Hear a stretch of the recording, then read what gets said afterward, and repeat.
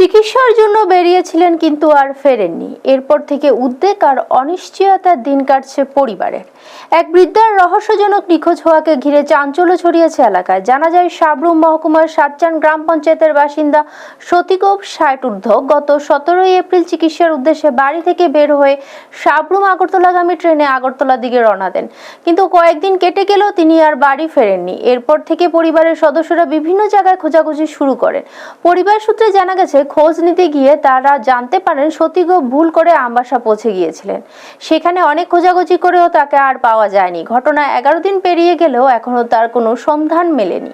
এই ঘটনায় তার ছেলে অভিজিৎ গোপ মনুবাজার থানায় একটি নিখোঁজ ডায়েরি দায়ের করেছেন।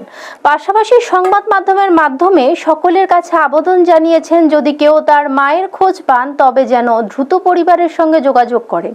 এই ঘটনায় এলাকার উদ্বেগ পরিবেশ তৈরি হয়েছে এবং দ্রুত বৃদ্ধাকে খুঁজে বের করার দাবি উঠেছে।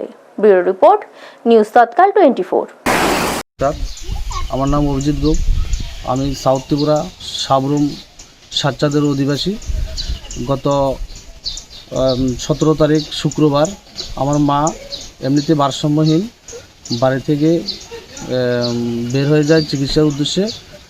আগেও এরকম ২-১ দিন গিয়েছিল, তারপরে আবার নিজে নিজে বাড়িতে আসে।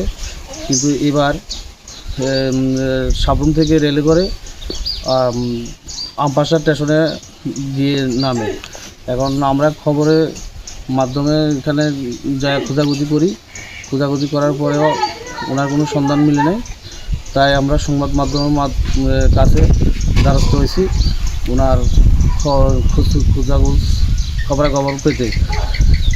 তো বিশেষ করে আমবাসা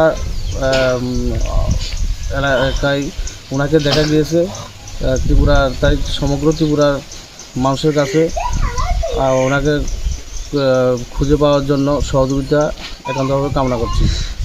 নাম কি ছিল ওনার? ওনার নাম ছিল সতীগোপ। উনি এমনিতে মানসিক ভারসাম্যহীন ছিলেন। বয়স কত? 65 বছর।